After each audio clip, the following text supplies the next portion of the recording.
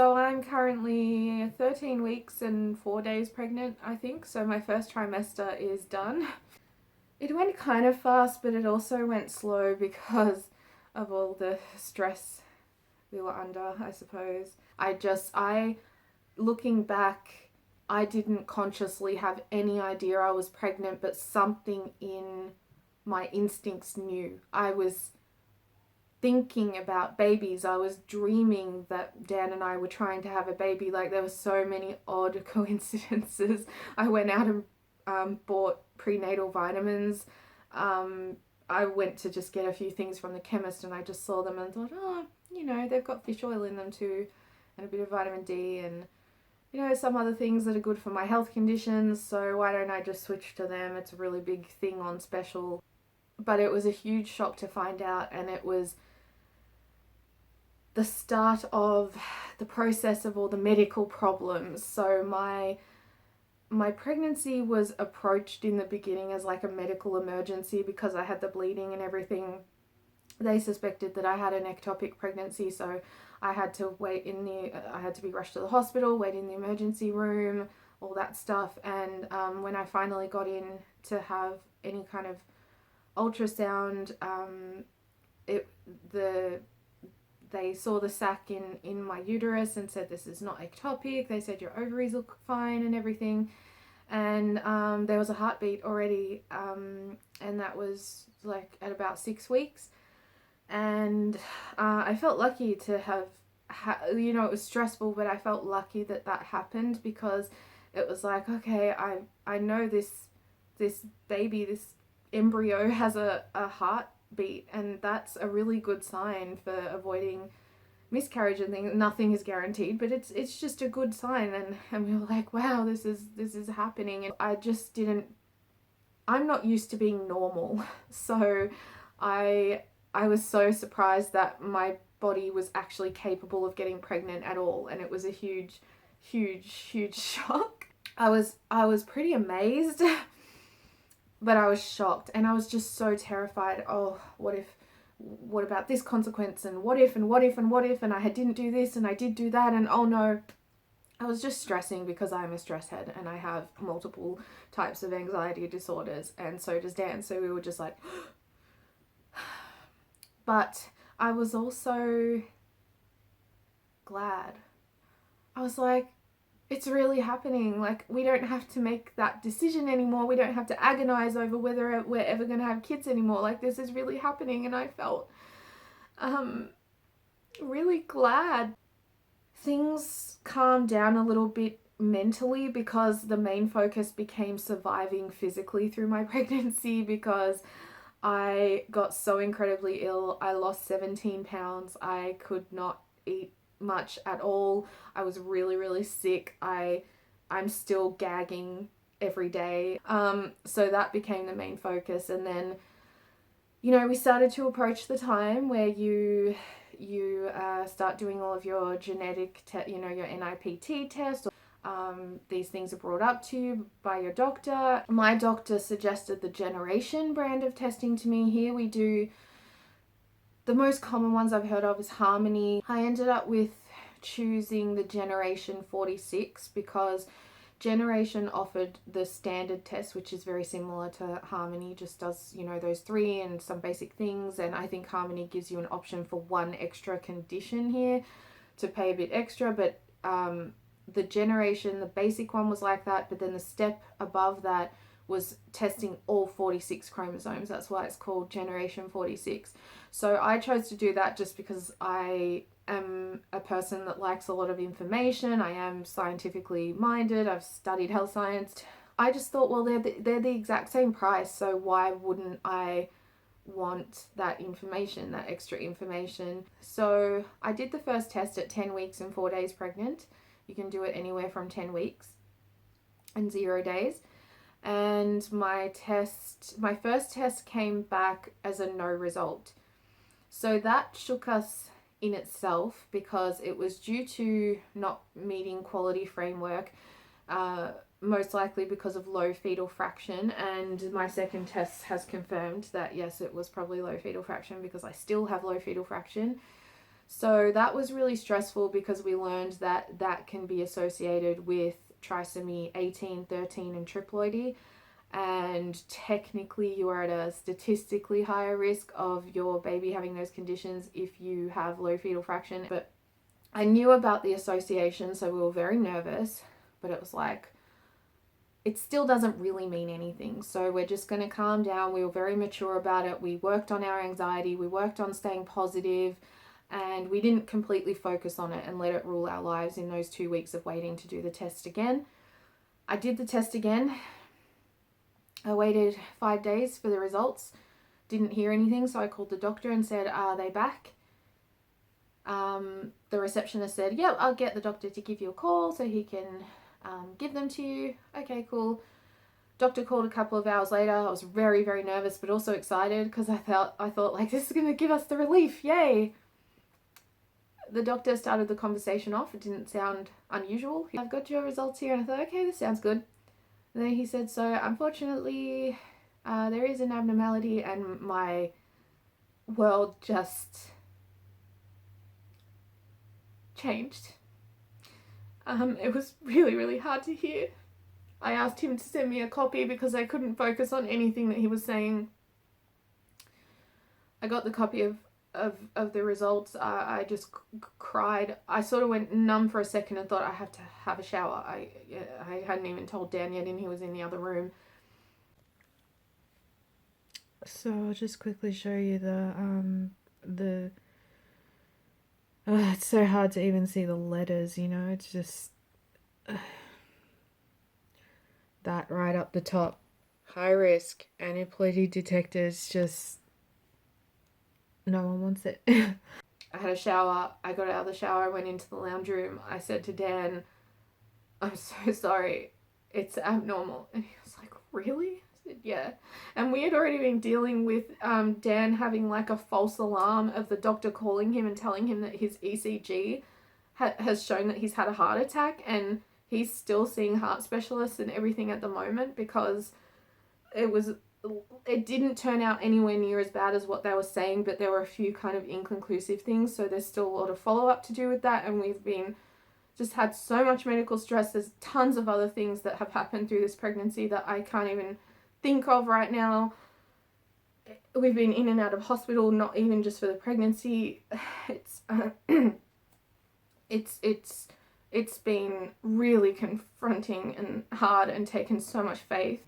When we got the news that Dan had a heart attack, I just said, "No, this isn't possible. I don't believe it." I had such strong faith. And then he went to hospital and I got the news that they said, "Your ECG is looking a lot more normal than what they've described. We think they might have had the leads in an incorrect place that have caused a result that looks so much worse than what it actually is." And that was a huge relief. Yeah, it's been a lot. So I told him it's abnormal, and our hearts sank because I felt so sure that God just wouldn't let that happen after all the stress we've been through, and knowing that we're both mentally ill and knowing how much we need some things to go right.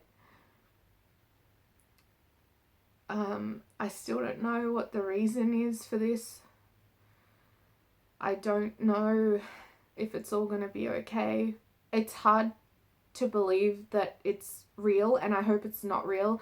False positives can happen, and also what can happen is confined placental mosaicism. This is also really important for people to know. If you get an NIPT test, they are extracting DNA out of your blood, so it's non-invasive, but it's not actually extracting the baby's DNA. It's extracting information from your placenta. And the placenta can contain chromosomal abnormalities even when your baby doesn't, and this is called confined placental mosaicism. So the important thing to know about that is that usually the first follow-up invasive tests that they recommend when you've had an abnormal result on an NIPT or a quad screen or the NT scan or any other issue that is concerning, they will usually advise invasive testing like CVS or amniocentesis. So CVS is the placenta biopsy, and amniocentesis is putting a needle through the uterus and extracting some amniotic fluid to test the actual cells that the fetus has created in the amniotic fluid. So that's more a direct test on the fetus when you've got amniocentesis, and CVS is placenta biopsy. So if you are one of the 1 to 2% of cases that have placental mosaicism, and there's an abnormality in the placenta, and when you're getting the NIPT test, it's only testing your placenta. It's only testing things that are shedding off the placenta into your blood.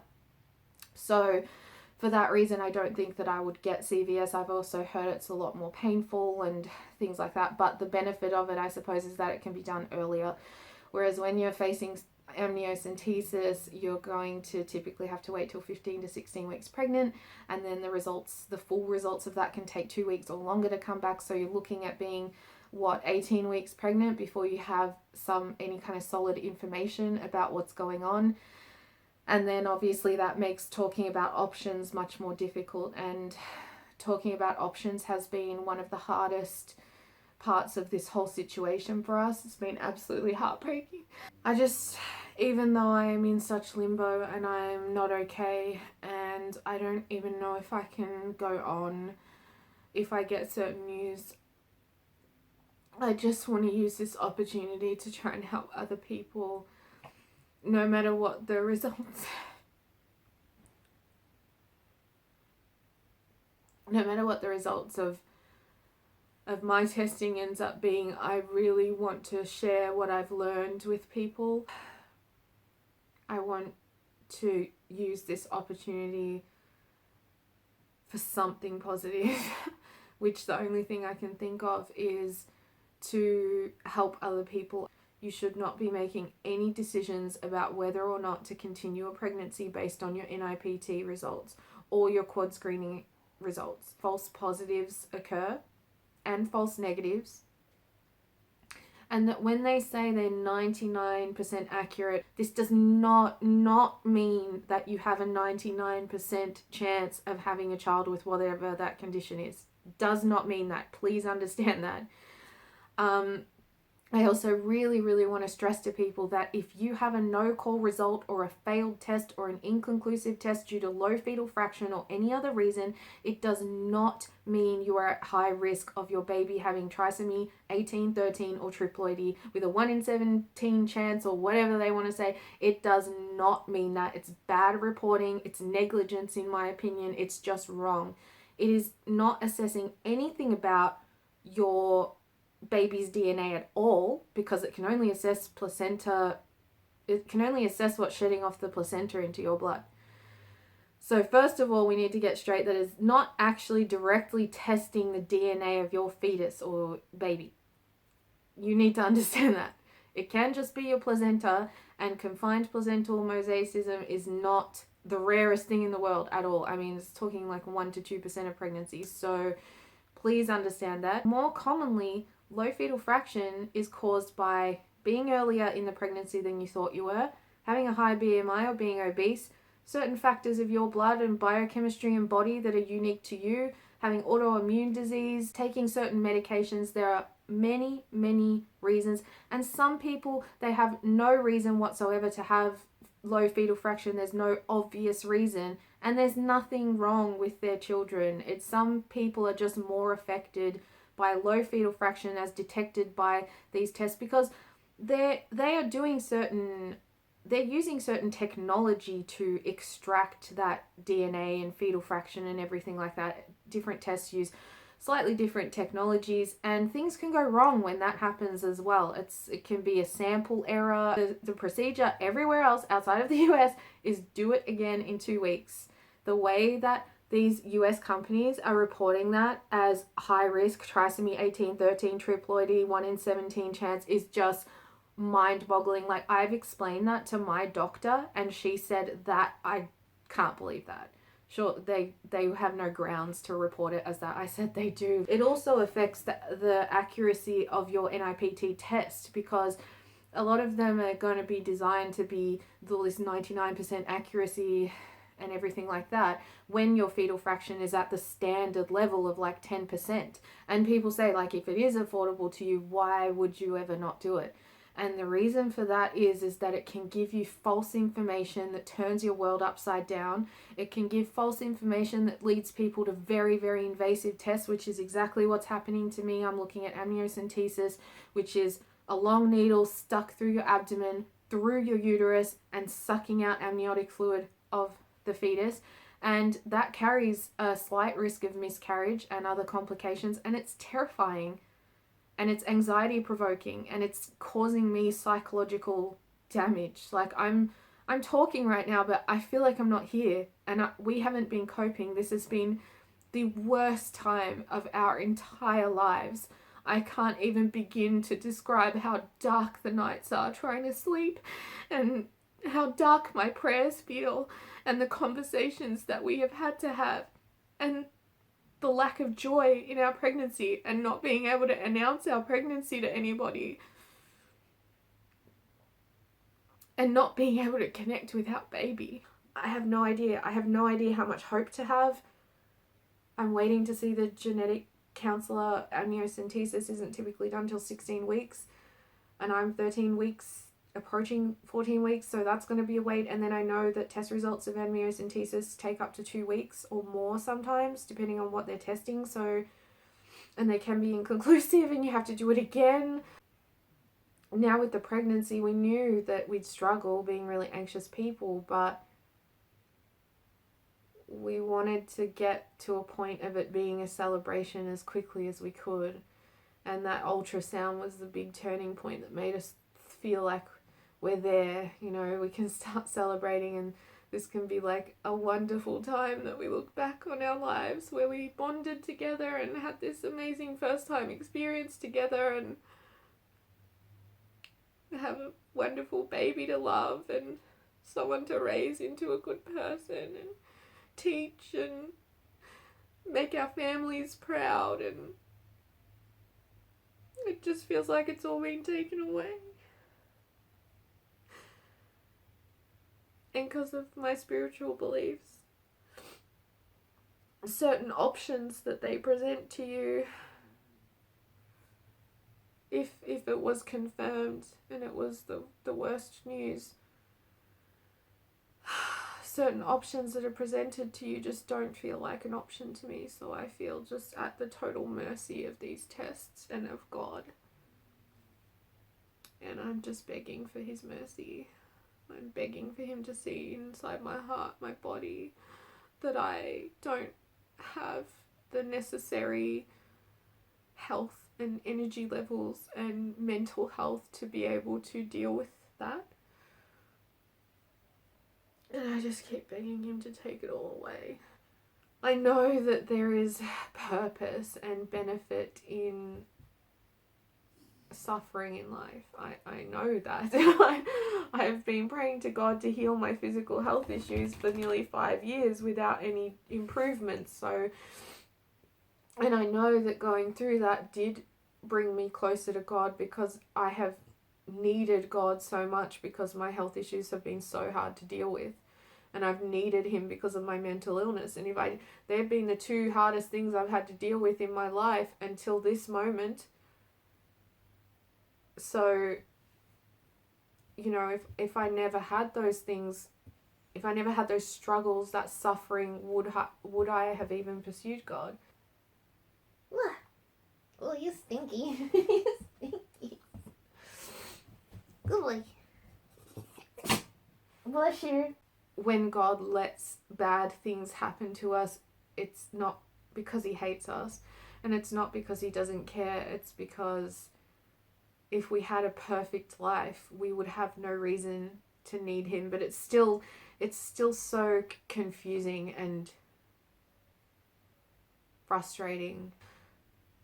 If it's not me, it'll be somebody else who has a true positive and who has that ultimate heartbreaking news with no hope left of getting what they need or wanted.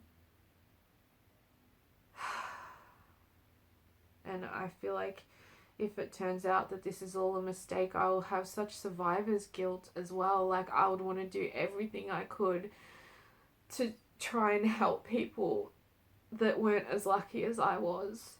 I don't know how. You will be seeing this quite a while after everything has happened, and if you're seeing it, I imagine I would only be able to upload this video because of everything that it discusses and how raw it was for me. If the outcome was really fantastic. I'm gonna make the video. I'm gonna make it today. I'm gonna edit it and I'm gonna make it in preparation to have that really good news. And doing things like that may make it even more heartbreaking, but I don't know how else to show my faith. I don't know how else to hold on to hope. So I'm gonna make the video. I'm gonna anticipate that we're gonna get good news and that I'll be able to share the joy with you. If you're going through anything like this and this is how you found this video, get support wherever you can. Like, I know it's so awful. And there is hope for us. There is hope for us. And man does not understand everything and miracles happen. So I think we really need more awareness about NIPT testing. I think that people should have to be counselled on it before they get the test and not by a GP or a nurse.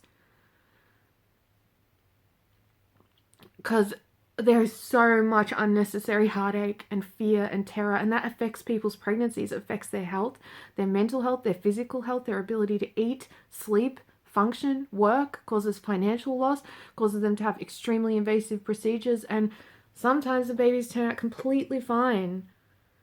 So I think we need so much more awareness surrounding NIPT, and I can tell you that if this all turns out to be wonderful news, which I hope,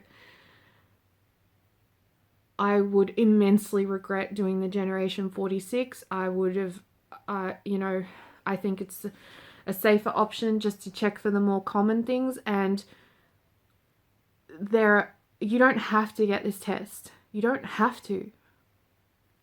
And people need to explain that. You're not prepared at all because they just act like everybody is going to come back with low risk and absolutely everything's fine.